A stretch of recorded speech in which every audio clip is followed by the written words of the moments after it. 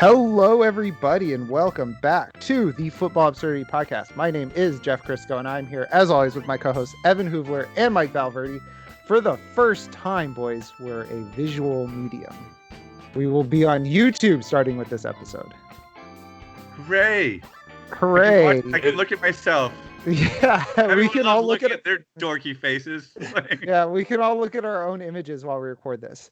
So if it only took listening... about 200 episodes to get it going, but we're here. We're here. I think it was really more an advance in the infrastructure because remember we tried recording video before and everything was just choppy and bad. And I think companies have been like, "Oh, we need to fix all of our latency problems for streaming because everybody's been working from home for a year." So yeah, we are back. We do not have Walker. He's been the last two episodes, but you know what? With COVID and everything, the cap dropped down to about 185 million. Much like the Saints, we had to make some difficult cuts to get under the cap. We're still about 30 million over. Mike, we're going to need to restructure you, convert some stuff into bonuses, but I think we can do it. Yeah, Tom Brady did it. He's the GOAT. I'm the GOAT. Woo! All the GOATs need to restructure, so we'll get it done. The Peyton Manning fan, I don't know which box of it or Mike is in, but the Peyton Manning fan called Tom Brady the GOAT. I need to rewind that about 30 seconds. Nope. Patrick Mahomes restructured his contract. He didn't restructure anything. He's got $500 million. So speaking of all the signings and the cuts and everything, we're going to talk about that next week because then we're going to start to have free agency signings. So we can kind of talk about everybody all at once, start to talk about that. We're going to continue our rookie preview or review from last year. In the Patreon feed, we did the wide receivers and the quarterbacks. Today, we're going to do the tight ends and the running backs because tight end, not a whole lot to talk about. We're probably going to buzz through that in about 3 or 4 minutes. Rookie tight ends don't usually do much. There's just a few names you guys need to know. But before we get into that, I forgot to say, Mike, how you doing today? Got right down to business. I'm doing good. I don't know what my next show is going to be, my next series of shows since WandaVision closed off on last Friday. So maybe I'll figure out something to watch on Fridays. But for right now, I'm lost. I don't know what to do. You don't have to wait very long. Falcon Winter Soldier starts next week, I think. Okay. Well, yeah, there you go. That's on my next Friday show. So I just have to get through this Friday, and it's all good from here. Yeah, you just have to figure out one Friday night and then you're good. Evan, how are you? I am great. Event planning is back on the menu. I can actually plan events now because of the stimulus checks. I hadn't wanted to plan events for my kids' school because half the people on financial assistance.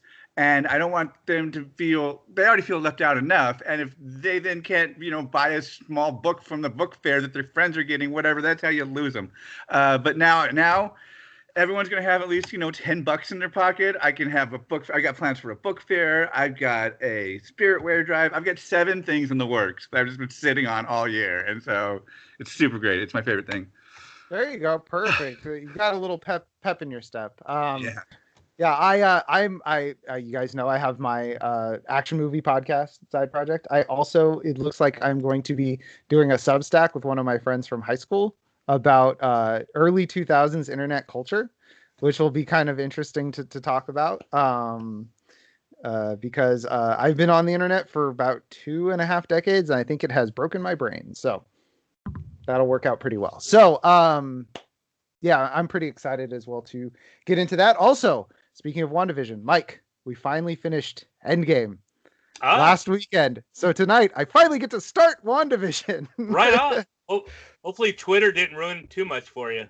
The only thing I really know, and I kind of figured it, is that spoilers for WandaVision, I guess. It takes place inside of her head or somewhere in alternate reality, I guess. Okay. Because, Vision's dead. And then I know that Randall Park, Kat Dennings are in it. Catherine Hahn winks at some point. And then there's "What is grief but love persisting?" the quote that everybody made fun of on the internet last week. That's literally all I know. I have stayed spoiler free. So yeah, somehow I pulled it off. It took me one day to get screwed out of Luke being on The Mandalorian, but I stayed for the entirety of WandaVision spoiler free. So very excited. And I'm stalling because I don't want to talk about tight ends. What else can I talk about? We have a new sponsor. Or a new patron. Given his last name, I have a feeling he is related to Walker. Joe Kelly. Welcome aboard to being a sponsor, $3 a month Patreon sponsor. If you want to get every other episode, you can sign up patreon.com/football absurdity. It's $3 a month. You will get every other episode from us, whether that's the regular season or the off season. So in the off season, it's once a week. Regular season, it's twice a week. And if you want to get life-saving advice, go to our Discord. tiny.cc/FB Absurdity. Evan, if you want to tell that story. Pretty much just if you take away the 6 years of medical school and the 3 years of residency, we're all doctors in there. We're waiting through the downtime and we're all chatting in here, and someone's parents were getting out of the hospital with COVID, and he mentioned his dad's oxygen level had gone down to 40%, and he didn't know what that means. And me and another person who'd been hospitalized were like, okay, they get nervous if it's like below 92%. Okay, that's how low it is. And I think Joey BK, I can't take credit for this, I just explained what the ranges were. Joey BK says you really should monitor his oxygen levels. So on that advice, he went out, bought an oximeter, pulse oximeter.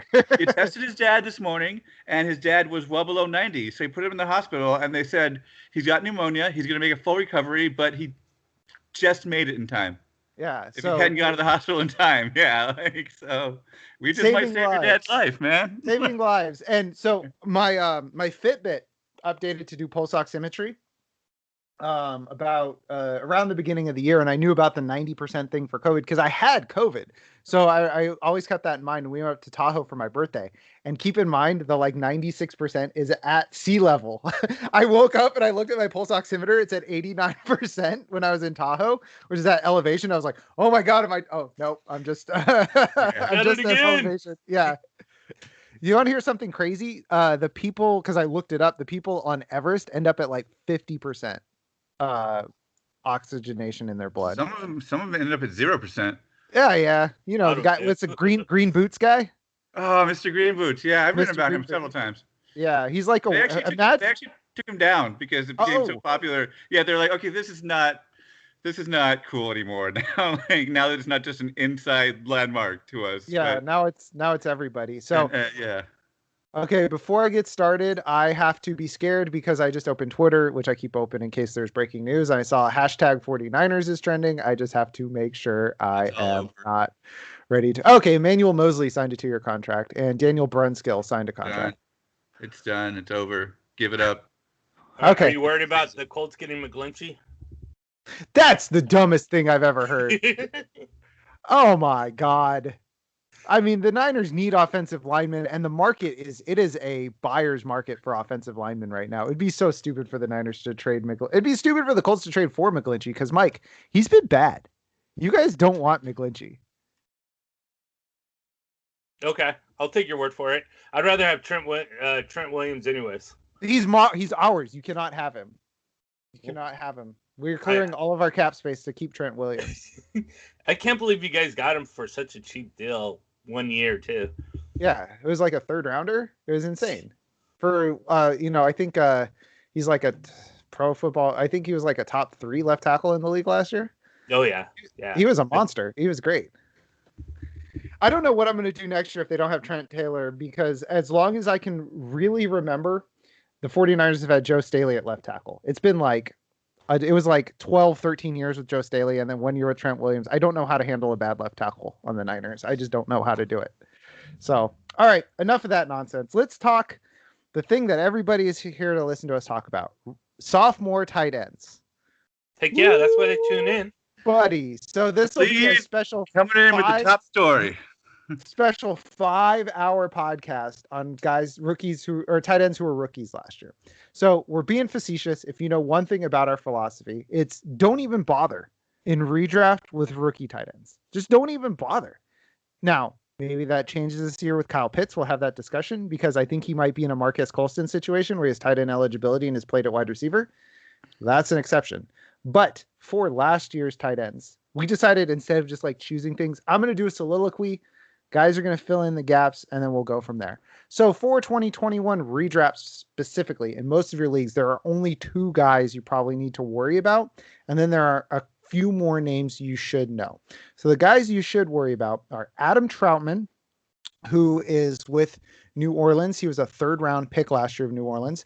And Cole Kmet, who's actually a top 50 pick last year going to the Bears. They're both very, very good players. They're not transcendent like a Kyle Pitts, but they're good players. I like Troutman better than Kmet, but Troutman does have a problem that he went to Dayton, which is a smaller school. And if you watch his college tape, it looks like he's playing against children sometimes. So he's got a lot of skills and stuff, but it's hard to see if like his tackle breaking is because he's playing against junk. But I think he's a guy that you should have on your short list. Cole Kmet, good. Like I said, top 50 pick, number 43 overall in the 2nd round last year. But his main intrigue is no Jimmy Graham.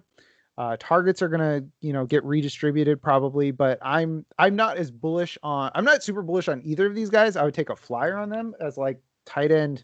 I don't know, dart throw 16, 17. I haven't put together ranks, but not super like down with all of them.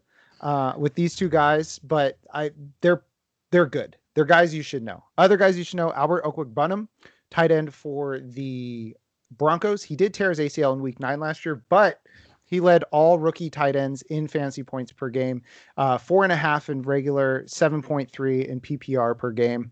And then other guys: Harrison Bryant on the Browns, Hunter Bryant on the Lions. If TJ Hawkinson gets hurt, which it's really unfair to have 2 H Bryants come out the same year. It screwed me up a lot. Donald Parham, who was on the Chargers via the XFL. And I mean, that's really it. Mike, are there any of these guys you want to talk about in more detail, or a guy that I might have skipped over? I mean, not really. I think you pretty much nailed it. A lot of people coming into last year, fantasy-wise, dynasty-wise, Devin Asiasi. Mm-hmm. But I don't know if that was more because of the Patriots and everybody sort of got Rob Gronkowski fever and he was a high draft pick and all these kind of, histrionics behind him. And then he did absolutely nothing. Doesn't mean he's not going to do anything this year, but I would say either he's undraftable or he's in the, like tight end 20, 25 range. He's definitely going to be one of the last tight ends off the board. Colby Parkinson might be interesting. He was out all year, but he is a good fluid Rob Gronkowski type tight end. And playing in Seattle, you know how Russell Wilson loves to go to the tight end in Seattle. Mm-hmm. So we'll see. I mean, he didn't play at all last year. So really this will be his rookie year coming in. And, as you mentioned, rookie tight ends do not fare very well. So I think those are the sort of the names. Outside of that, it's, maybe Thaddeus Moss will become a thing just because he's, the son of Randy Moss. But mm-hmm. Other than that, then, yeah, it's not really much of anything there. Yeah, Thad Moss is a good name to know in like a deeper league. I think is he still with Washington? Do you know? Yeah, I think he's still there. I don't think they cut him. But he missed all of last year due to an injury, and I don't even know if his injury is going to keep him from ever performing as a pro. Yeah, it was a foot injury, right? Yeah, I think it is. I think it's some kind of foot injury that just, it kept him out of excuse me, out of the combine last year as well. So, that's what dropped him all the way. I don't even think he was drafted. I think he was a UDFA. He was, because he was one of the guys that I really liked coming out, so I was tracking him. Yeah, so we'll see. Especially with Logan Thomas there, it's going to be really difficult. Yeah, he had a Jones fracture, which is rough. I know Jones fractures, they usually tend to wipe out 2 seasons worth of production. So if you're in a dynasty league and you believe in Thad Moss, wait till this offseason. You can probably get him for free. Because I think he'll struggle this year recovering from that Jones fracture. Yeah, especially being a tight end. You know, it's a dynasty league.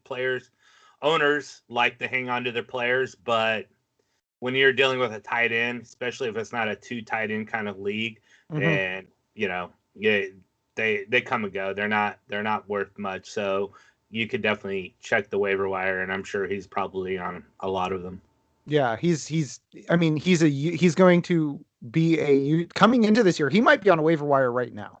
He's a UDFA who missed all of last year. He might be, depending on the size of your league, he might be on your waiver wire right now in a dynasty league. Yeah, I drafted him in a couple of leagues, but it was like the 5th round. So yeah, we're kind of like last round flyer kind of guy. Yeah, you're like, do I take this team's 3rd running back or take a flyer on Thad Moss? That type of deal. Yeah, take James Robinson or Thad Moss. I decided to go with Thad Moss. So yeah. So Evan, he is available in our dynasty league. Just FYI. Speaking of our dynasty league, because my guy, the guy I have now is garbage. No future at all. Is it Goddard? It's Kittle. Oh, okay. He is bad. No, I'm just kidding. So funny thing, just to bring up the dynasty league that Evan and I are in with the Something Awful people. I own 3 other teams' draft picks in the 1st and 2nd round this year, which sounds pretty good, right? Except they finished 1st, 2nd, and 3rd. Oh no. So you're like 10, 11, and 12. Well, I wrote it down. I have my extra picks are 110, 211, and 212. So it's just like maybe you could practice 211 and 212 to move up to like 25 and 31 and get I mean, there's a lot of wide receivers. If you need a wide receiver, there's a lot of wide receivers available in that mid-2nd round. There's some gold there. Yeah, so I just peek behind the curtain, Evan, cover your ears. Probably gonna go so I got 1-3 and 110. I'm probably gonna go running back, and then I desperately need a quarterback. So I'll burn my 2nd first-round pick to get Trevor Lawrence to upgrade from Cam Newton and Jimmy Garoppolo. Oof. I will definitely burn that 110 to upgrade from those guys. Yeah, those guys. Well, Cam Newton re-signed, so he'll be whatever. I mean, who knows what he's going to probably have more rushing yards than he's going to have passing yards. And yeah, but Jimmy Garoppolo is their number one. What's their plan A is what the Packers or the Patriots said. So maybe it'll be a Garoppolo Cam Newton camp battle. There you go. They'll battle it out. One will be in passing downs. The other one will be on running downs. Or God, Bill Belichick will just bring out this like big dusty tomb that just says 2 quarterback sets, and he just plays them both every single play. And they're all rotating in the backfield. It's 3rd and 8, so we need Garoppolo for this play. So we'll put Garoppolo back in, put Newton in the running back position, and then we'll have a total flex going on. Yeah, he'll have some quote that's like, "Look, you guys know I'm a football nerd. My entire career has been leading up to this moment, so I can play 2 quarterbacks at the exact same time." Oh boy! So our discussion went completely off, but that tells you all you need to know about what the tight end class looks like.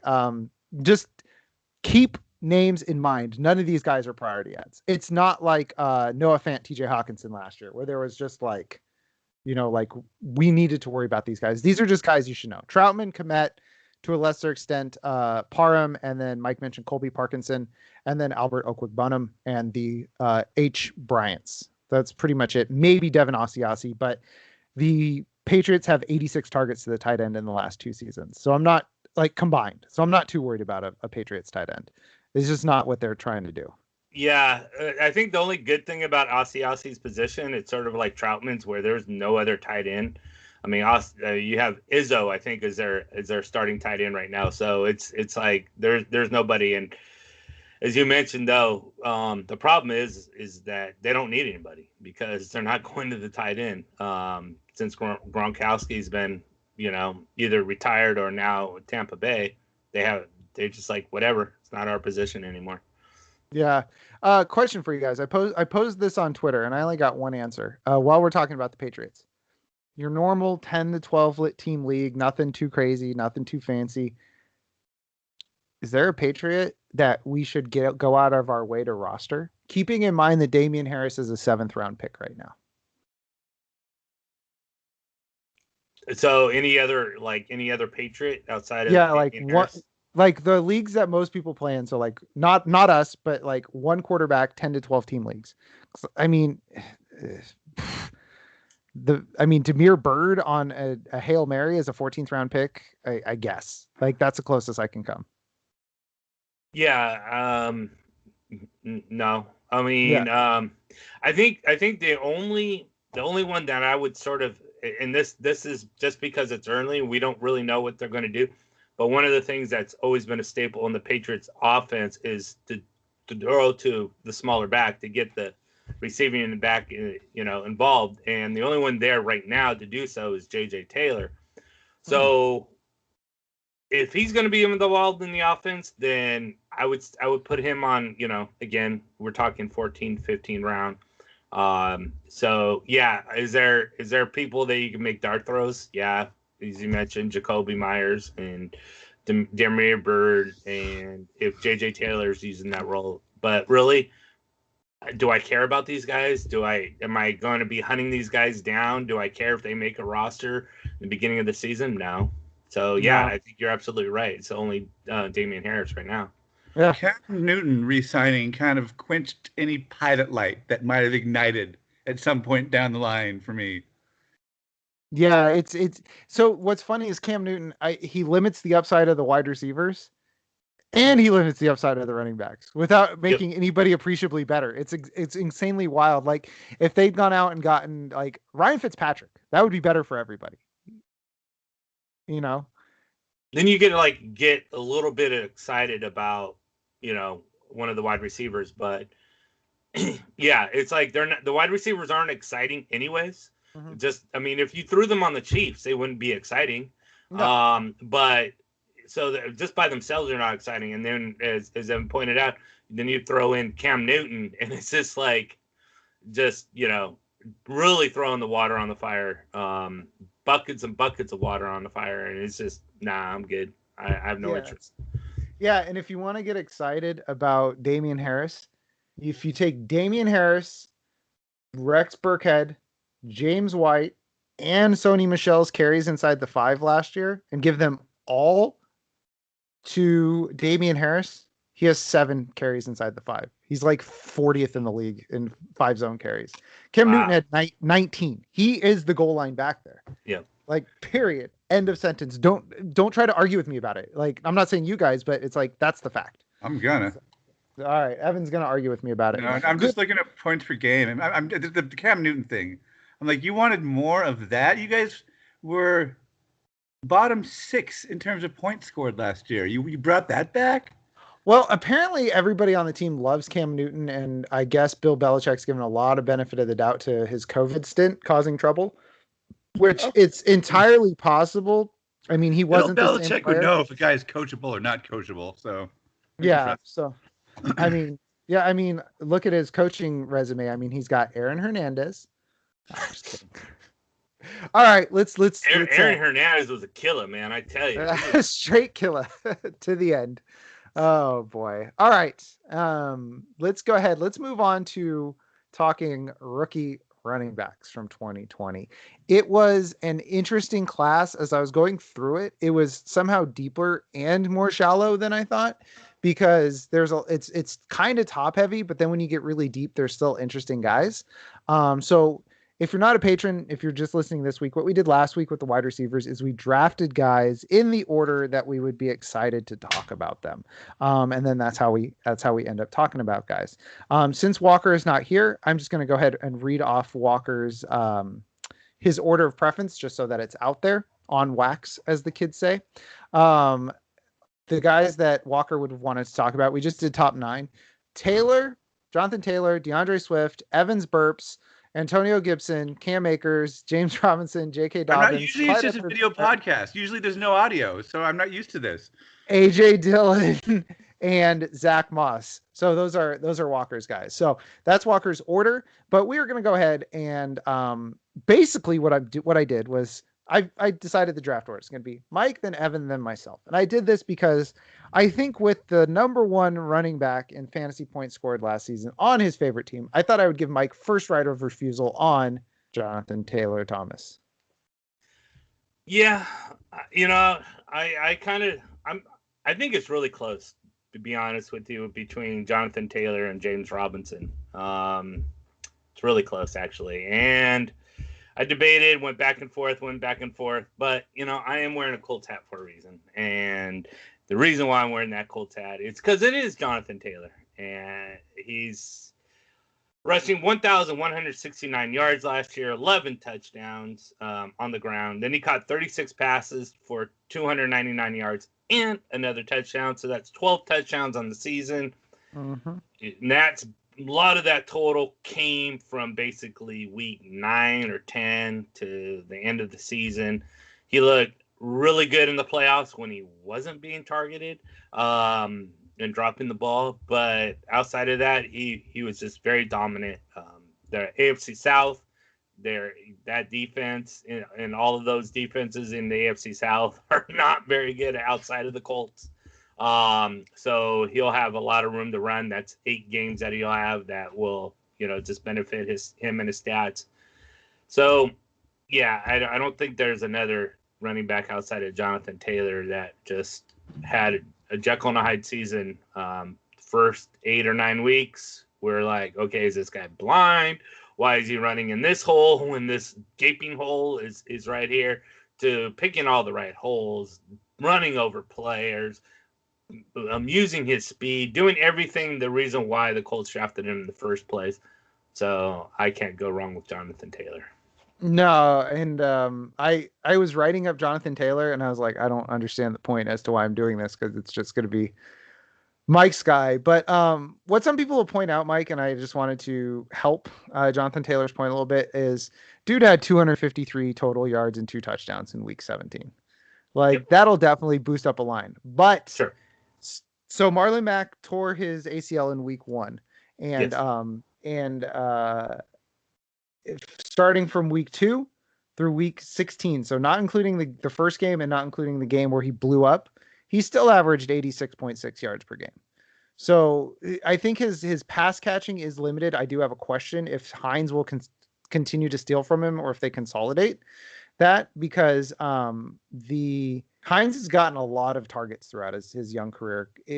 When you consider how few carries he gets, will that continue to trouble Jonathan Taylor? Will Carson Wentz change things, how they handle things? And will Marlon Mack be back? I'm not so convinced he will be. I think the Colts want him to be back, but I think he'll end up going somewhere where he saw what Jonathan Taylor did as much as we did.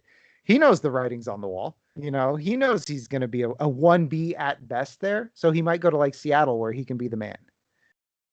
Or Atlanta, where they use that power gap offense. That would be another good landing spot. As far as Taylor and Hines, I think there's probably 85 receptions going to be divvied up between the backfield. And I could see 55 to 60 going to Hines, and then the rest going to Taylor. Maybe a couple to, players, whoever's the third back there, if it's not Marlon Mack, whoever they decide that is going to be the third back. But yeah, I can see a good 55 to Hines and like 30 to Taylor. He caught 36 last year. I think reduction a little bit there. Especially if Paris Campbell can play a full season, then you're going to see a lot of targets being dropped off because they'll be going to Campbell. But yeah, I'd see probably like 50 to 30 split there. Okay, sounds good. So Evan, anything else you want to add about Jonathan Taylor, or do you want to pick the next guy? It's amazing. Mike opened with this. It's amazing how bad his tape looked week 8. There was a low light reel going around where it was garbage, and then he figured it out. I'm eager to see how much stronger he can start with training camp and a preseason. I guess they had training camp last year, but with the preseason to kind of figure it out so he doesn't have to hit the ground running. Mm-hmm. I think they didn't even want him to start in week 1. Marlon Mack and Nyheim Hines were the guys. And then, of course, Marlon Mack tears his ACL, and they're like, well, we got this rookie guy, throw him in there. And he caught a pass, and it went for like 70 yards and it looked great. And then he really didn't do anything. And then they decided, because Nyheim Hines had 2 really good games in a row against the Packers, they were going to go with start Nyheim Hines. Hines actually got the start against Green Bay, and Taylor came in and subbed for him, and they were like, oh, when did he learn to do all this? This is a totally different Taylor than we saw for like the last 9 weeks. And they gave him the ball more and more and more in that game, and they're like, okay, we got this guy. And then out from there, he was the starter. Yeah, that will I think put Jonathan Taylor to bed. So Evan, who would you like to talk about with your first pick? I think this is really a 1A, 1B situation where one half of the top tier of second-year running backs is Jonathan Taylor. And I think the other half that rounds out the tier 1 is Jermichael Hasty. Oh, yep. Jim Handsome James, I think they call him Robinson. How dare you? You know exactly who Handsome James is. He did it, even when we all thought he wasn't going to do it. And he did it. Consistency. It wasn't like Jonathan Taylor where he came up and then just exploded. I think that's why Jonathan Taylor has this edge, and I don't think I'm saying anything too hot topic here.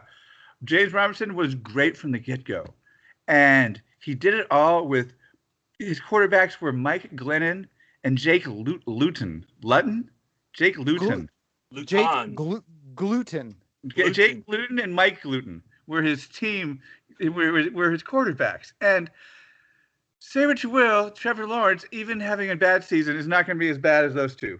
So, yeah. Oh, and I think they had a third quarterback, but the fantasy community has all decided to collectively memory hole them. So we're not going to worry about that guy. You know, he's locked away in the disappointments room. It might as well be Rosemary Kennedy. So anyway, hot Rosemary Kennedy ref. I know, man. I ripped from the headlines of 1956. James Robinson will be the focus of that offense while they get Trevor Lawrence going. This is a thing that happens. It's not weird. The owner or GM, I forget whom, I don't have the quote handy, said they were looking to put another running back in the backfield, and I would be shocked if they did not. Why not? Round it out. You know, if he gets injured, then Trevor Lawrence's entire development could be stunted. But I think it's going to cause an implosion in value for James Robinson. He's barely in the top 12 running backs. I'm right here. I'm at fantasypros.com, and they have him. I think they have him 11th. So he might fall to mid-second round, back of the second round, based on the sky is falling rhetoric, and that's where and to translate into Evanese, that's about low $40 territory and a $200 budget. I think that's where people are going to be lucky to scoop him up before there's a little bit of a bounce back when the preseason starts and people are like, oh yeah, no, this is the guy who beat out Super Bowl winner Leonard Fournette, so he must be good. What a weird sentence. What a weird sentence to explain to 2019 Evan. Anyway. 135 yards and a touchdown in the Super Bowl. By the way, this is Handsome James. I would just like to point out, this is the man that they call Handsome James. That's not James Robinson? No, that's Handsome James Garoppolo. Is that the guy that made Aaron Andrews blush? That's right. He said, what does it say? Feels good, baby. Because she asked how it felt to start 8-0. Feels good, baby. So James Robinson, guys, he's third for me. Sorry, guys. He's actually kind of a step down behind two other guys just because he has a question mark. I fully believe in James Robinson. Okay, I fully believe in him. But as for a guy that I'm excited to talk about for 2021, he was not that guy. I agree with Evan.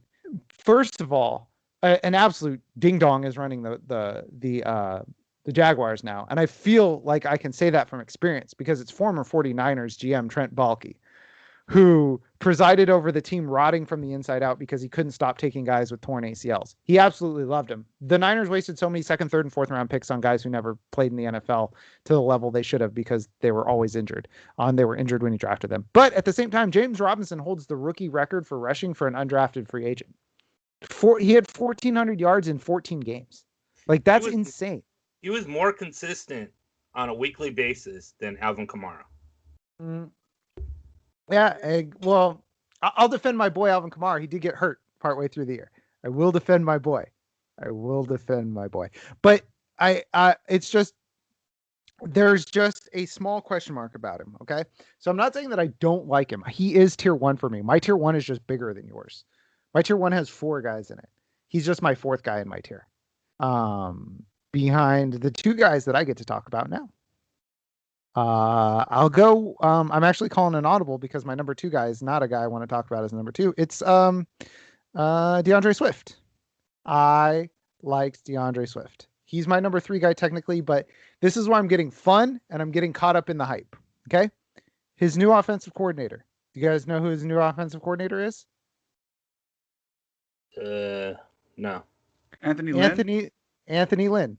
Anthony Lynn has spent the last 2 years doing everything in his power to get Austin Eckler the football in space. He has lined him up in the slot. He has given him 10 targets a game. He is doing everything. He did everything he could to get Austin Eckler the ball, and he became a fantasy star because of it. Now, here's something. Is that why you traded for Jared Goff?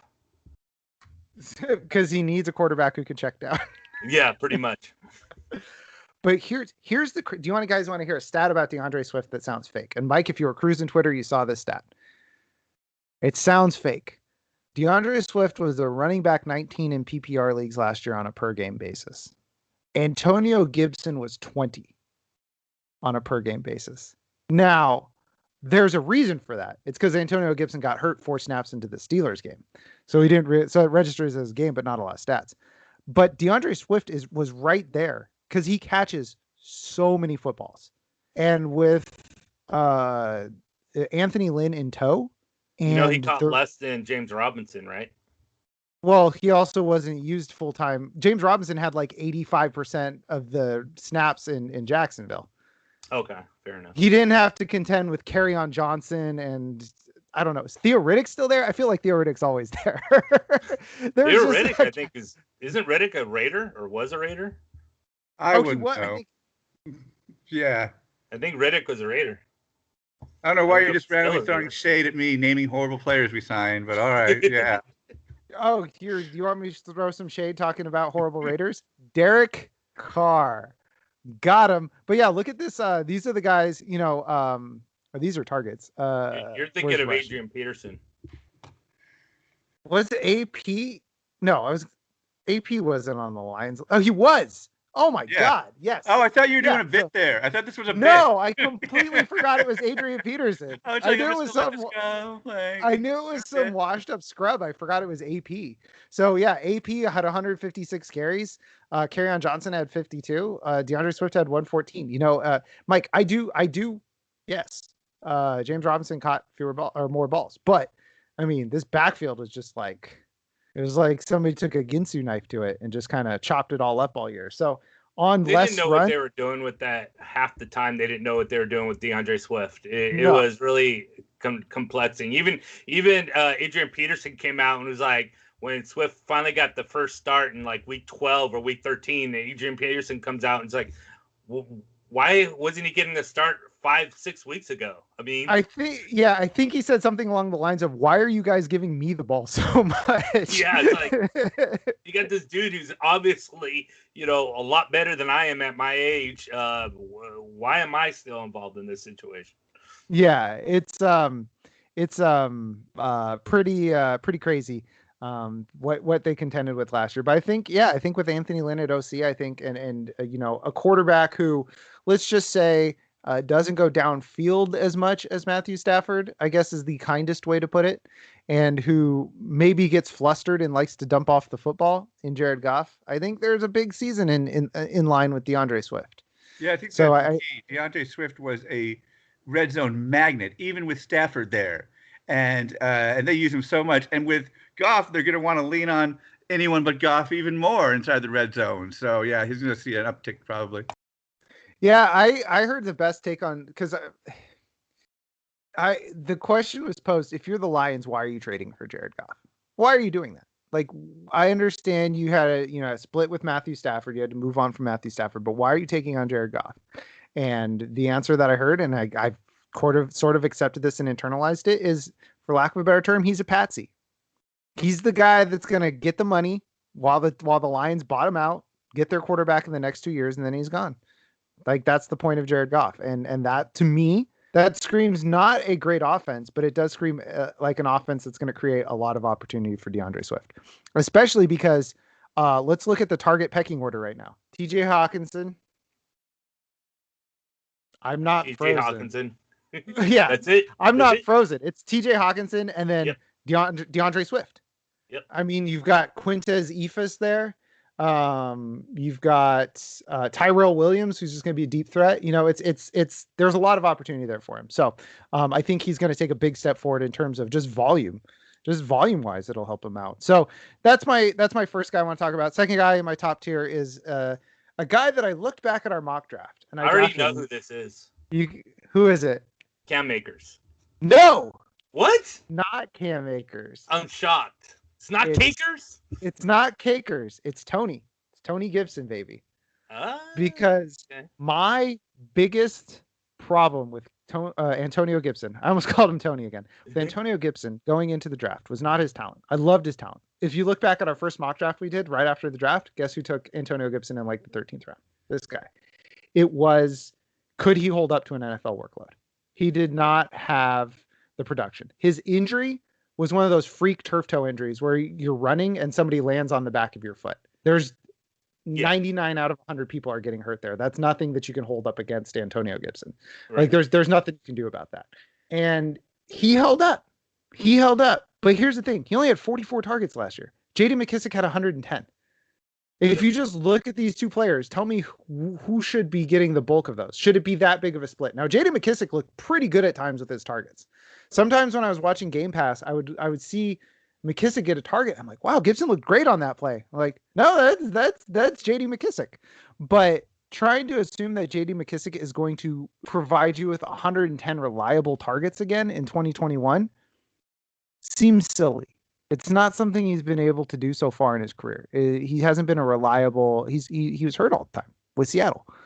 So I think that with Antonio Gibson just really showing out last year, and he did everything they asked of him. I thought he was, I looked back because I was like, well, maybe he didn't run between the tackles very well. He ran between the tackles just fine. In the Dallas game, the second Dallas game, 9 carries for 91 yards just inside the tackles. Well, he's a goal line threat. So that just explains your between the tackles kind of guy, because if he's down at the goal line, rushing for touchdowns, then he's not going around the end trying to do that. Yeah. Well, I mean, at the same time too, there's goal line guys who, I'm trying to put this in a way that makes the most sense. There are goal line guys who are not good between the tackles, if that makes sense.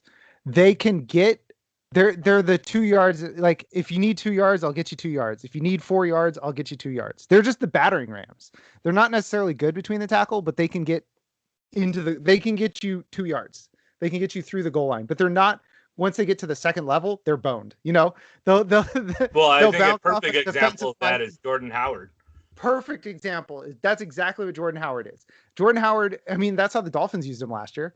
Yep. Like he had 2 yards or less on like 40% of his carries last year. I looked it up this week. It's insane. Or no, it was 2 yards to go or less. That's what it was. So it was 2 yards to a first down or 2 yards to the goal line. That's Jordan Howard. He can bounce off a defensive lineman, but he doesn't make any linebacker miss. He's going down to the linebackers that are filling the gaps, but he'll get you into the goal. So I think I explained that in a way that makes sense, but it's insofar as Antonio Gibson getting through the line of scrimmage and then getting through to the second level. That's what I mean, where he can do it all. Because he is. Yeah, I think you hit it. He's someone that is not only just gonna. He's not just a fall forward kind of guy. He's gonna once he gets through, then he can make the defenders, linebackers, as you mentioned, second level miss, third level, and hit the home run. So, yeah, I like him an awful lot. In fact, 36 receptions put him tied with Jonathan Taylor and Clyde Edwards-Helaire. And as you mentioned with what's his name? The other running back there, McKissic. Yeah. He had 100, like you said, 110 targets. That's just insane. That's too many. You just look at that. You're like, that's too many targets. Yeah, there's no way in the world that's going to happen again. So I like him. I think he's definitely a third down back guy. Yeah. So I think starting next year, I think McKissic moves to more of a rotational role. Yep. And he'll come in probably in like when they do like 2 running back sets, but I don't think he's not getting anywhere near 110 targets next year. And you know what? If he does, I'll be happy. I liked watching JD McKissic. You know what? I won't be upset. I just don't think that it's in the cards. So so through 4 picks, we got Taylor, we got J-Rob, we got Swift, and Antonio Gibson. So Evan, we are back to you. And who would you like to talk about now?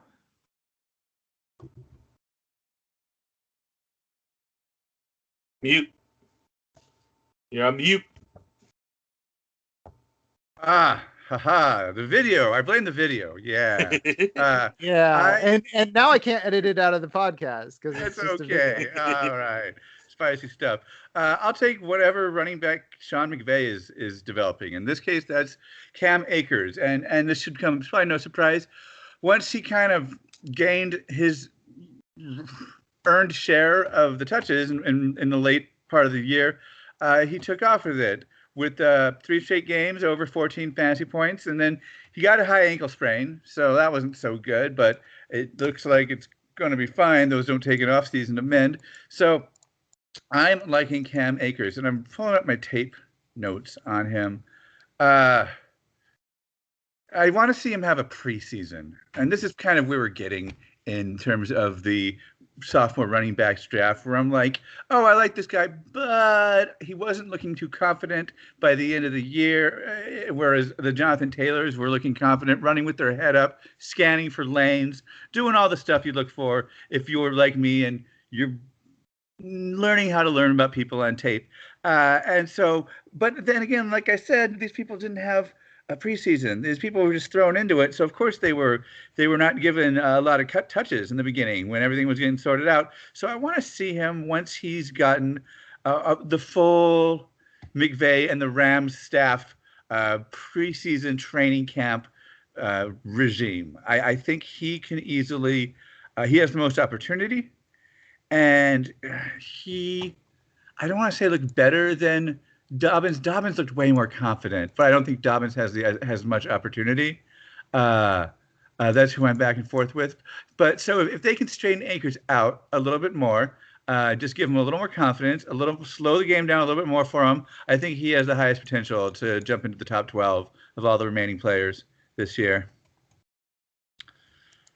Mike, what do you think about Cam Akers for 2021? I think it depends on what Akers shows up on the field. Do we see the Akers that got like 3 carries in 5 games, or do we see the Akers that once the at the end of the season, whatever it was, week 13 or 14, and through the playoffs, and he had I don't know how many carries Akers had by the end of the year. It was insane, but he did everything with him. He was amazing. So I think, and then you have a full loaded backfield with Joshua Kelly and Malcolm Brown, and I think Akers is better than both of those guys, but I just don't know McVay and how he's going to structure that situation, because it was really weird. It was okay, Malcolm Brown's getting carries, and then it was Henderson getting carries, and then it was Akers getting it. So Akers is a guy as long as he's a guy. If they decide to detract, then it's going to be a problem mess.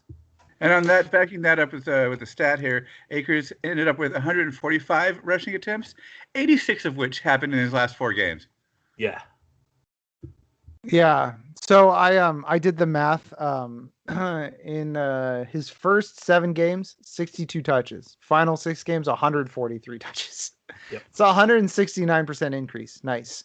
And in those games, he averaged, in his 143 touch games, he averaged 118 total yards per game. There he had a dud in there, which is, that happens to everybody except for James Robinson. But he had a dud in there, but he was really good with the production. My only question is if Sean McVay, as my good friend, my co-host of the Reactionaries podcast, says he's a sociopath, because he owned Cam Akers, or he had Cam Akers on his roster in our keeper league last year. And he's like, so he followed really closely, and he's like, Sean McVay keeps talking like he's going to give Cam Akers more touches, and he refuses to give Cam Akers more touches. So I'm afraid, because Henderson, I think, got banged up down the stretch last year. So I'm afraid that it's going to switch back to a 2 running back set.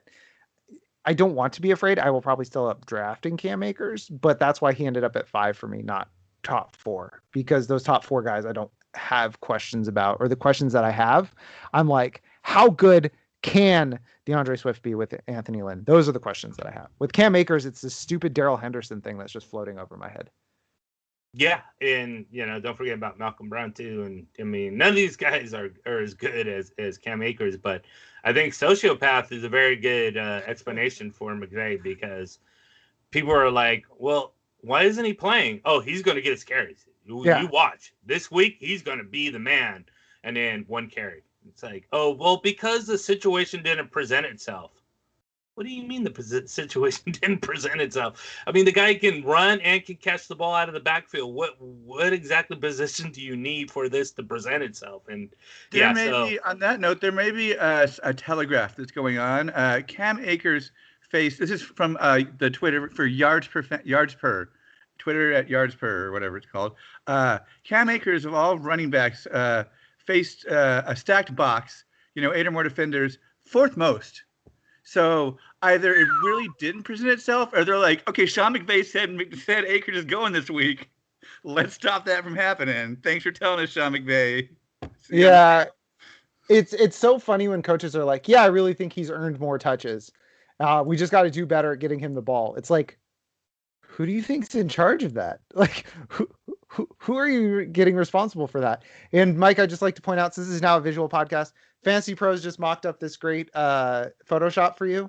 This is Kenneth Golladay on the Colts. So I thought I'd make that the background. I thought I'd make that the background for you. Move off of Handsome James. So yeah, Mike, your turn. What are the 2 guys you want to talk about? I was like, is that Ashton Dulin with a wrong number on his arm? Because Ashton Dulin, for some reason, was a thing for a couple days. Yeah, Ashton Dulin, a person I had never heard of. I look at every running back or rookie, and he just kind of fell in and out of my head. Yeah, there's no reason why Ashton Dulin should be even in conversations of any kind of thing, unless you're talking about special teams. But yeah, outside of that, or 5th wide receivers. So, but since we're not talking about special teams or wide receivers, we are talking about running backs.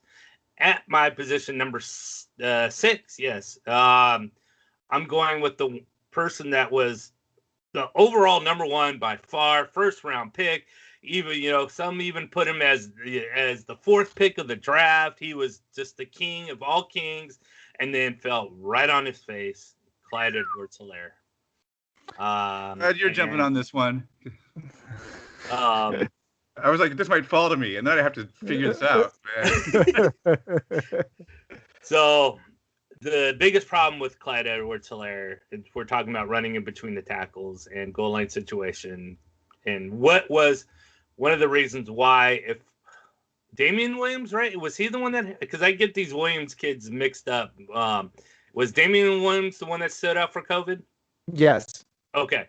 So Damian Williams, before mentioning that he was going to hold out, I was like, okay, CEH has a big problem down at the goal line. And I could see Damian Williams coming in and just vulturing all those touchdowns away from him. Well, Damian Williams, of course, held out, and then that's when it exploded. And so, but it held for him. He just cannot get into the end zone unless he's 5+ yards out of range. And scored only 5 total. One was through the air, caught 36 passes, and gained 803 yards. That's it. I mean, he went from the best overall back by far to, I think 6 is probably an appropriate place that I would put him. Yeah. I mean, Evan, where do you have CEH? Well, Jeff, that's the joy of mainly doing auctions. It's like I can just have it, whatever value I think that I'm not going to get him for. I would say, oh gosh, man. Oh gosh, I was just, and it's not like you just caught me by surprise. I was literally frantically Googling in case he fell to me, and still I was just like, I don't know. I guess Damian Williams is going to be back. So, but he stinks. And he stinks. Everybody stinks. And the Chiefs just let go of all their offensive linemen, or just gonna run a jet sweep every play or something. I have no idea. I kept jumping in group chat. Well, they just lost their tackles. Oh, there goes their center. Yeah, so I'm still recalibrating, but right now it'd have to be like the 7th round, like under $10. And that's probably reactionary due to the Chiefs' moves these 2 days, and probably will rebound. But right now, that's why I'm like, I don't even know. $10. Wow. So he's gonna get outbidded. He probably will start off with like 25, I would think.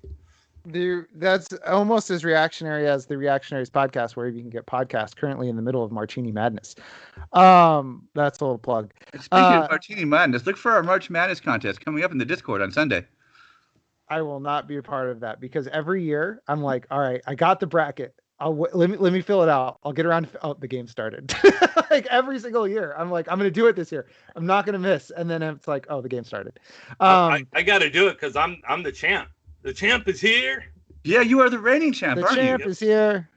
All right. Yeah. Well, then I got to do it so I can take down Mike. I remember. Nice job. Yeah, I'm switching it, Mike, to instead of beer, I'm going to give away pizza after our Discord bets.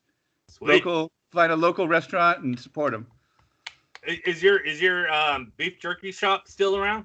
Yeah, I can pivot to that if you win.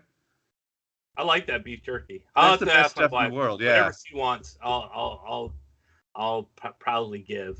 I'm negotiable. I just want to support local businesses, so I'm negotiable. There you go. So my point. So I have Clyde Edwards-Helaire 7th, and I seem to like him better than you guys, which is crazy. So I have him as my 7th guy. He still averaged 84.6 yards per game last year. And that's and it's a 1350 yard pace. I don't think Damian Williams coming back hurts him. I think they realized that the Lev Bell experiment was very stupid, and I don't even know what that was. I mean, they brought him in to play the run like 10 times for 8 weeks. He had what? If I would to guess, if I was on a trivia show, I would say he had 15 attempts. Total? Yeah, with the Chiefs. Oh no, he had way more than that. He played, but the thing is Mike, your instinct is correct. With the Chiefs, he played just enough. He had 63 attempts. Okay. He played 63 attempts, 17 targets. He played just enough to not allow CEH to get into a rhythm. Like, it completely blew up CEH. It completely blew up his spot last year because they insisted on not only giving Lev Bell touches, but Darrell Williams touches. And it's like, what are you guys doing? CEH, we all remember his rookie game. Everybody got super excited because he had like 110 yards or something. And he struggled on the 6 carries inside the 5. Yeah. That has to translate, right? Get it in. He couldn't get it. Well, he struggled. There was one play they started against the Texans, right?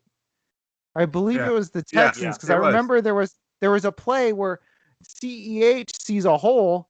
JJ Watt hits one offensive lineman into another offensive lineman and just collapses the hole. And it's just like a lot of that. I mean, you give a running back behind a competent offensive line 6 shots at the goal line. I almost had to edit the podcast.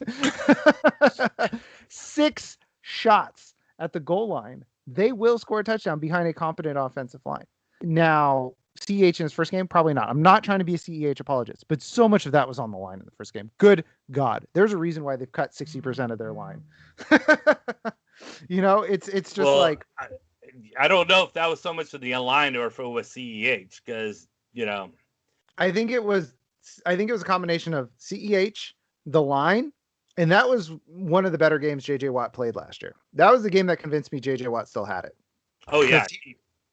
For sure. He was just blowing up everything left and right. So I think it was a confluence of factors. And, let's not underestimate rookie jitters. It was his first game. It was a island game to start the season for the reigning NFL champions. Yep. These guys are pros, but it was his first game. Again, I don't want to be a CEH apologist. He disappointed last year. That's the long and the short of it. He was disappointing, but I have him lower than you guys. And it seems like I like him more than you guys. So that's just a very well, where do you have him? 7. Well, You like him he's as 6? much as I do. You like him less than I do. Oh, okay. I thought you had him 7. You have him 6, right? Yeah. Okay, never mind. I was thinking you had him. Well, no, I'm just saying from like the words that you're saying. Like he's 6, and you're down on him. He's 7 for me, and I'm like, dude could be great next year. His year wasn't as bad as it seemed. Is my take. Anyways, I think there's room for him to grow. I don't. I see maybe, but it's not. The ceiling isn't as big as the rest of the guys above him as we have. No. His ceiling's not as high. I mean, he was like, I had him in talent wise. I had him in the same tier as Zach Moss last year in the draft. Oh wow, okay. So I mean, he was like the second tier for me. He was behind the big boys, Taylor Swift and Dobbins, who we'll get to. I had a tier with like Gibson, Moss. I really liked Moss. I like Moss's running style. I'm a sucker for that kind of just like I'm gonna run down your throat and out your rear end. I love that play style. That power running. So I was a sucker for that. So I probably had Moss too high. And that's something I'm working on. I'm working on myself, boys. But Moss, it wasn't really his issue. I think he would have had a lot more touchdowns if Josh Allen wasn't running the ball and if he wasn't being Cam Newton. So that really hindered Zach Moss quite a bit. Yeah. Plus, the same thing. He never really got a good rhythm because they were always switching him out for Devin Singletary. Yeah. So, all right, Mike, who is your number 7 guy? The only guy really worth probably. I mean, we'll see. I'm sure, but the rest of these guys I think are late round flyers if draftable. But the only guy that I see is for sure on everybody's draft coming in next year is J.K. Dobbins, and I don't like him. He only caught 18 passes. He's not very good out of the backfield catching the ball. He did score 9 touchdowns, which is good. He does play on an offense that by far and away is the most heaviest rushing team. I think I was looking at their run pass ratio, and they're almost like at 58, and the next team is at 53. So they're like 5 or 6 percentage points heavier than the team under them. And then if you look at the rest of the teams, there's like 1% difference between each team else. So when you're talking about 5 or 6 percentage points difference and everybody else is 1 or 2 percentage points, you're talking about a big time difference. Mark Ingram is gone. So those are all the good things, but it's still, I think they'll bring in somebody else. They'll have Justice Hill there. They're going to have Gus Edwards there. Mm-hmm. And of course, Lamar Jackson is just going to take away a lot of that. I would like Dobbins more if he was a better catcher out of the backfield and didn't have so much contention to deal with. So I think he is limited as well. 9 touchdowns. It was second most behind Taylor and Gibson. They each had 11. He had 9. So that's a good sign. But yeah, I think he's very limited. And I have CEH above Dobbins because even though CEH's ceiling isn't as high as the guys above him, he does have more ceiling than J.K. Dobbins does, I believe. Yeah. Dobbins, to your point, Mike, he had in his last 5 games, he had 6 touchdowns and 2 targets. Jeez. That's a ratio in itself. Yeah. He just doesn't catch the football because I don't think you're ever going to find a Raven as long as Lamar Jackson is there that is or a Raven running back that catches footballs. It's just not going to happen because if Lamar Jackson's going to dump it off, he's just going to take off. That's what his game is. And so I think that does limit Dobbins' upside, especially when you consider they have given Gus Edwards like 130 carries each of his first few seasons in the NFL. Like they use Gus Edwards and it's a consistent thing. Yeah. 137, 133, 144 in his first 3 years. They use Gus Edwards. So I'm with you, Mike. I think it limits his upside. I think it really does. And I loved J.K. Dobbins and I'm annoyed because I had a chance to, after the draft, move J.K. Dobbins for DeAndre Swift. And I didn't because I believed in the Ravens running game. And now I look a fool because J.K. Dobbins is my 8th running back. He's below CEH for me. Evan, where's J.K. Dobbins for you? Mute. Good. Okay, good. They blame CBS for that with their pop-ups. That one's on me, man. CBS is a nightmare with the pop-ups. Well, just wait just long enough for me to scroll down past where the pop-up's going to come on, and then to the stats, and then plow. Anyway, we like CBS. Their podcast is good. Let's hear it for them. They're all right. J.K. Dobbins is right where he's going right now. Small little podcast, Upstart Network, CBS, a real indie podcast, if you've never heard of them. I think they're doing good things there. I'm not sure, though. They need our promotion. Otherwise, they'll go under. The reasons why you said... he looked more confident than other people higher up this list, as I mentioned earlier, looking for the lanes. He took Mark Ingram's job. Like, literally, Mark Ingram does not have a job anymore because they saw him develop. And Gus Edwards is clearly, though, going to cut into stuff. Lamar Jackson's progress is going to cut into stuff, though. But he's got the skill set that's ready to break out now if the other pieces can fall into place. So he's right there. Maybe I put him above CEH. I'll put him above CEH. Wow. Okay. I'm gonna go ahead and stroll into the end zone here, because it's my turn to pick, right? No, it's Evan's turn. My turn. Sorry. I go last. I hope I didn't take your guy, but if I did, that means I get to talk less because you'll have input. Of course, this depends upon how the next 3 months is going to shake out. But hey, I can get a little bit excited about Jeff's already typing it in. I can get excited about A.J. Dillon. There it is. Yep. I mean, the other two people, two of the three-headed monster, are not under contract currently. And the market might flood, and Green Bay might be able to get one of them, particularly Jamal Williams. Yeah, Jamal Williams back for like a couple million. Because there's a lot of running backs out there. But if not, then A.J. Dillon's clearly the heir apparent. They took him in the second round. He had that one game. And I know, that's stupid. He had that one game. But we're at that point now in the list where I'm like, I'll take one game over no games. So, yeah, he was drafted to the job. He looks like a brick outhouse. Is that how the kids say it these days? I think it is. Have you seen the dude? The dude's got some third year Adrian Peterson tree trunks coming off of him. They are just, the dude's got the north south power to move the pile once Aaron Rodgers and company get it within the 10. So, I'm kind of excited. That's the excitement I can muster. My pulse flips a little bit up there. For Quadzilla? My flat line beeps up just a little bit. Yeah, Quadzilla. Yeah, I don't know. What do you see, Jeff? I think we saw his upside with 130 yards and 2 touchdowns, but he also ended the year with, outside of that game, 133 yards. So he had over half of his fantasy production in one game. You can see the highs. I mean, it was against Tennessee. Doesn't have the greatest run defense last year, but you can see the highs. And I like him. I mean, I don't know. Shoot, what else can I say?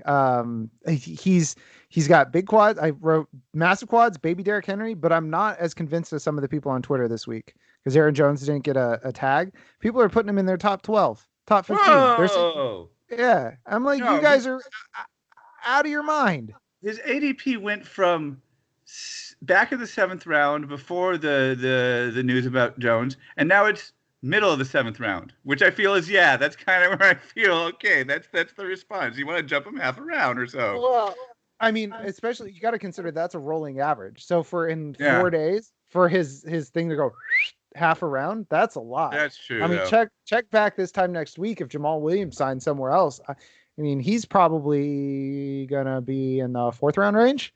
Ooh, I would say when things all said and done. I think you're right. That's a little too rich for my blood right now. It's a little spicy. Because he hasn't shown a ton. He had that one game, but he wasn't really asked to do a lot. That's the other thing. So this stat is from @PFF Fantasy. We know them, PFF Fantasy Football. If you've ever heard of them, Pro Football Focus. Yeah. Check him out. Plug for another small guy. Scrappy guys. I hope they make it.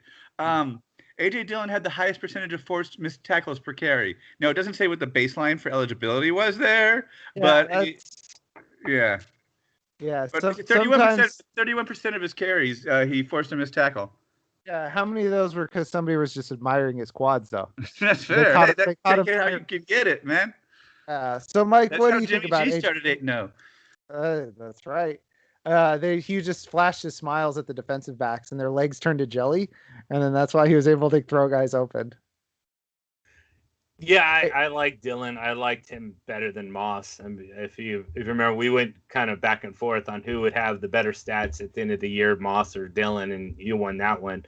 But yeah, he has a lot of speed for his size. I mean, he's not a burner. He's not Matt Breida back there, but for the size that he has, he's got pretty good speed. Power, those kind of things. I want to see him catch the ball a little bit more. See if I know he does have okay hands. So the backfield's his, then we're talking about a whole different ball game. But I think you're going to see.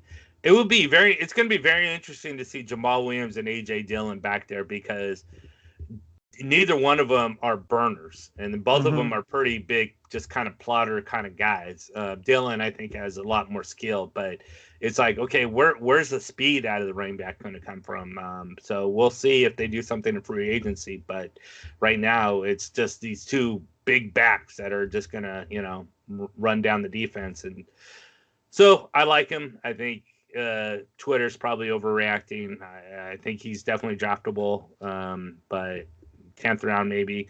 We'll see what happens, what progresses. I have his arrow up because I have it. I know where he is now, and I think he can only go up. But if we'll see. We'll see what they do. Yeah, I mean, so I would say, correct me if I'm wrong, Dylan's the better runner out of him and Jamal Williams, but Jamal Williams is more rounded. He's better at catching the footballing in space. Am I crazy to say that? Yeah. No, not at all. I think Jamal Williams is a better receiver out of the backfield than Dylan. But if I want to have someone that's 3rd and 1 that's going to run the ball, I'm probably going to go with Dylan. Oh yeah. I mean, AJ Dillon, worst case scenario, his quads will push, push him forward. Yeah. I mean, he's a big, strong boy, is what we're saying. So I think Breida's available. Maybe they'll go get Breida for slashing and dashing kind of thing. Let me tell you. So when Breida went to the Dolphins, I think people got way over their skis about what Breida could do. Breida is great in a limited role, like 8 touches per game, where his goal is to get to the end zone. He's not the guy who is going to, get 15 to 20 carries a game without breaking. I think if they have a backfield rotation of Dylan, Jamal Charles would be great. Prime Jamal Charles, but Dylan, Jamal Williams, and then a Matt Breida type. Mike, I think you nailed it there. I think that's the perfect rotation for the Packers.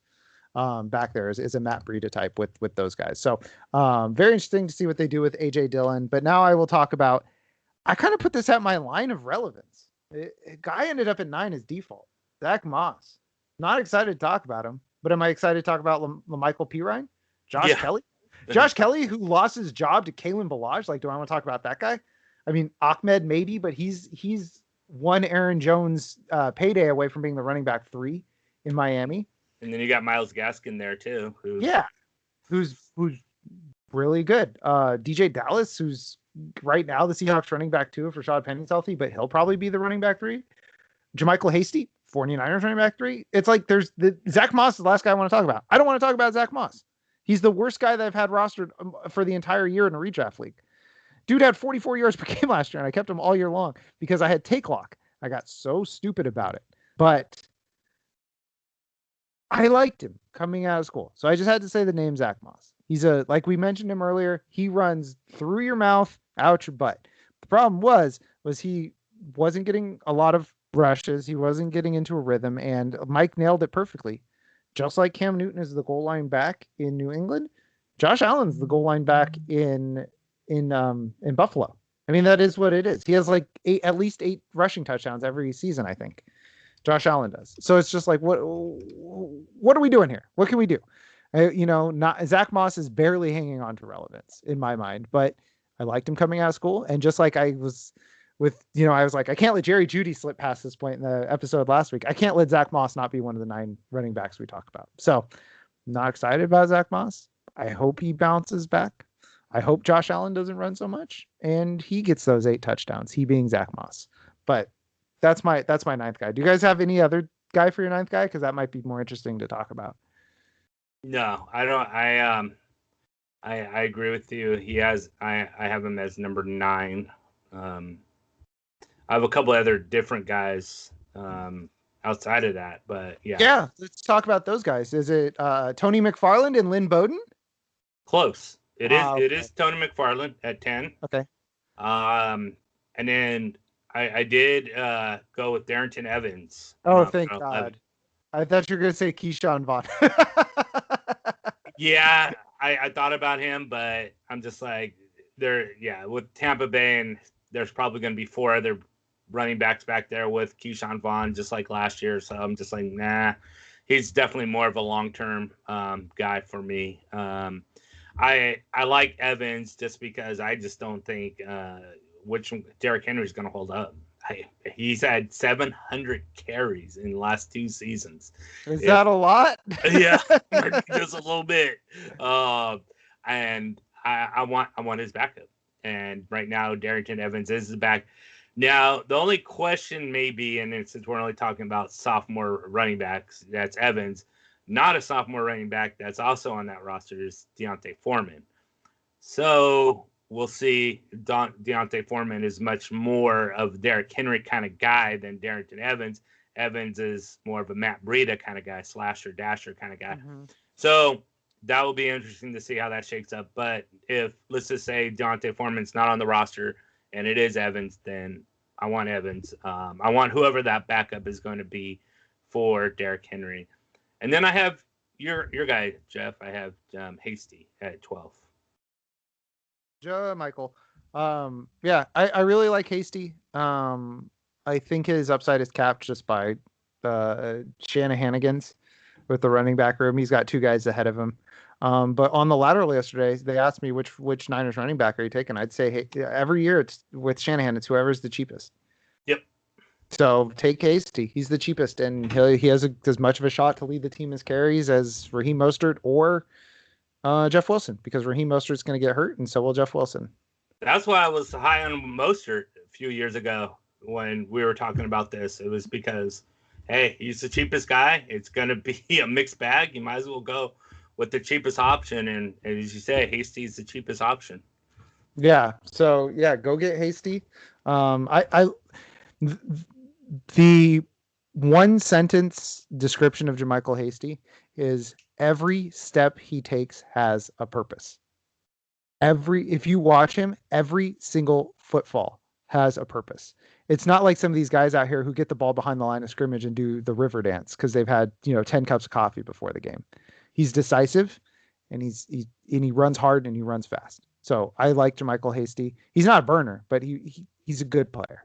He's a good player. I like him. I liked him before the Niners got him. So can't call me a homer there. Evan, anybody else that you wanted to mention? Gun to my head, there's a free agency shakeout where the only running backs in Seattle are Rashad Penny and DJ Dallas, and DJ Dallas is going to win that job so fast. The guy actually is not horrible, not great. I haven't seen enough of him to say he's great, but that's somebody who's on my radar based on what happens to Alex Collins, Carlos Hyde, and Chris Carson. Like that's So Travis Homer. Some guy named Nick Bellore. No, I'm not worried about him. Nick Bellore, 49ers legend Nick Bellore, who was so bad at being a linebacker, he became a a fullback. Whoa. Yeah. He was a linebacker with the Niners, and he's so bad he converted to fullback. So. I do like DJ Dallas in PPR leagues. If however that shakes out, as Evan was talking about, all those running backs there. I like Travis Homer, maybe better overall. But again, Carlos Hyde, is he going to be the main back there? Rashad Penny? I mean, it's a mess. Until that's all figured out, then I don't think any of the Seattle guys you can count on. Yeah. Oh, yeah. I think it'll be an interesting way to see how these down lineup guys shakeout for the running backs, the sophomore running backs. Nailed that dismount, boys, and you cannot tell me any differently. So, any other rookie running backs you guys want to talk about? No. All right. Like, what about Kelly? I mean, we sort of talked about him. Is he toast? Is he going to be anything? This is just for the people who watch on YouTube, my face. Okay, that's a no. He's bad. He's not good. What about Keyshawn Vaughn? I mean, he didn't really have a chance. Is he going to show up? 3rd round pick? I have learned my lesson against vociferously speaking out against sophomore Tampa Bay Buccaneer running backs. I was so hard against Ronald Jones. So I have learned my lesson. He has a shot. He was a 3rd round pick. He's not junk. He hasn't had a chance to show anything this year. He just got buried in the depth chart. Now, it hurts that he was buried by Leonard Fournette and LaShawn McCoy. That certainly doesn't help matters. But I want to see him in the preseason. I'll punt on it. I want to see what he looks like in the preseason because we don't have a lot of Keyshawn Vaughn tape in the NFL. We don't know what he looks like in the NFL really. You know? Yeah. So I want to see what he looks like in the NFL because I don't want to have take lock but I want to see what he looks like. So Keyshawn Vaughn is a potential guy. But yeah, he had 31 touches last year. Like what are we gonna do with 31 touches? Yeah, I guess the bell cow for the New York Jets right now is LaMichael Pirine. It's gonna be Aaron Jones. Yeah, I don't see any of the Jets running backs right now being the bell cow, being the number 1 guy. So yeah, the Jets have tons of room in their cap space. So I would imagine someone like Aaron Jones to go there. But Pirine didn't do too bad, right?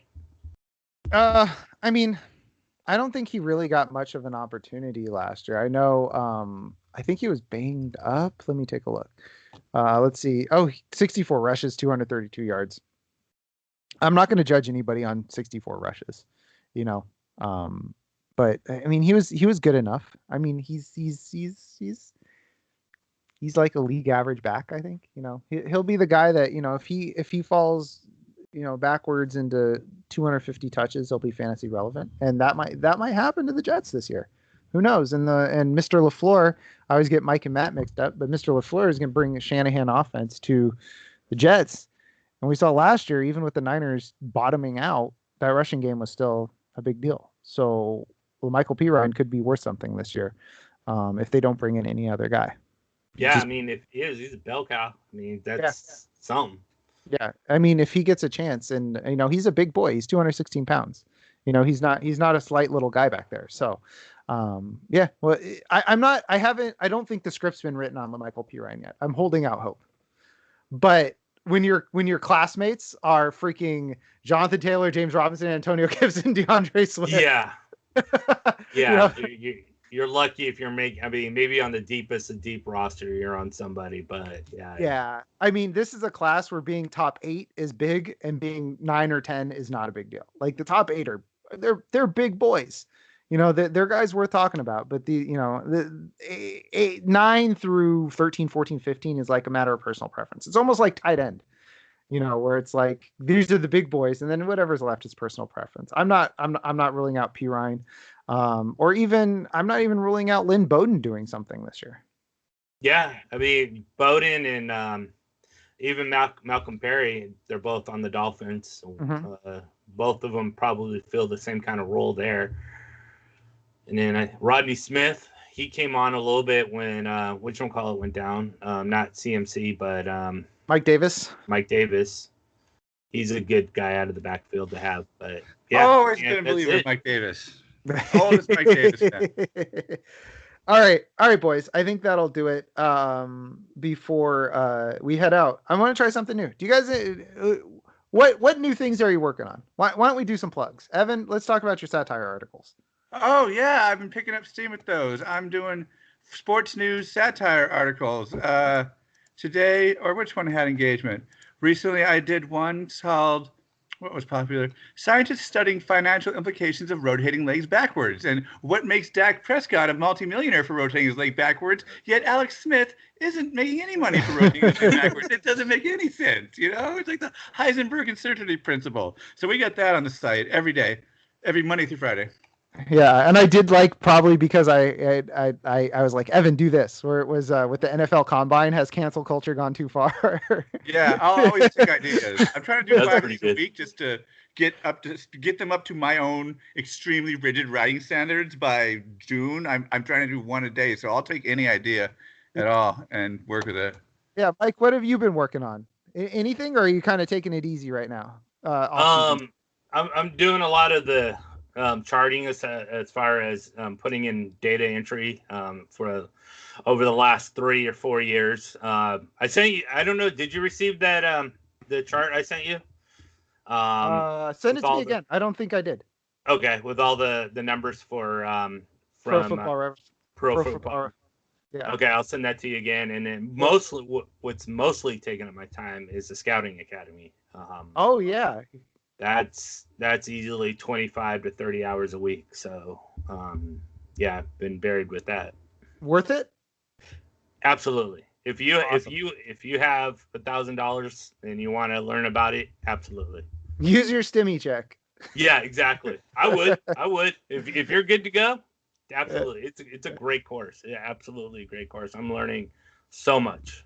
That's awesome. That's good that's something I've been kicking around the idea of doing, but it's the time thing that gets me, but I would love to do it. So maybe I will do it. Who knows? For me, I starting next week, I'm gonna start to do fantasy fallout on every free agency move. So my easy season has moved off. I'm just mostly watching rookies right now, watching wide receivers right now. Yeah, we'll talk rookie wide receivers a little bit later. No combine means I'm taking it a little bit slowly with it. I don't have to have everything done, by the beginning of March. And my other podcast, like I mentioned earlier, Reactionaries podcast, we're in the middle of Martini Madness. If you've never seen a Ron Martini movie, I greatly suggest going to YouTube. I believe it's on YouTube, and watching either Omega Cop or Karate Cop. They are absolutely insane. But we did those before. We're watching the Ninja Warrior series now by Ron Martini. Really fun, really dumb movies. If you like dumb movies, dumb action movies, Reactionaries podcast. I just thought, we scoot out of here without, plugging our stuff. So I just wanted to give us a chance to plug. So if you want to follow us on Twitter, Evan is at Evan Hoovler, and he is tweeting one-liners. He doesn't do any fantasy football stuff on Twitter. It's just one-liners. Mike is at RFL Red Zone. He does fantasy stuff. I am at Jeff Crisco. I do fantasy stuff, as well as, if it's midnight on a Saturday and my wife's asleep, I will be tweeting about late 90s, early 2000s music. So that's usually what I end up doing. Not giving Royce Freeman a chance. Oh, yeah. Royce Freeman. Get out of here, Royce Freeman. So, again, Discord, tiny.cc/FB Absurdity. If you want to follow the Twitter account, it's FBall Absurdity. We do not really use it, to be completely honest with you. So, thanks for listening. For Mike, for Evan, this is Jeff. Take care, and you have a good one. Bye-bye.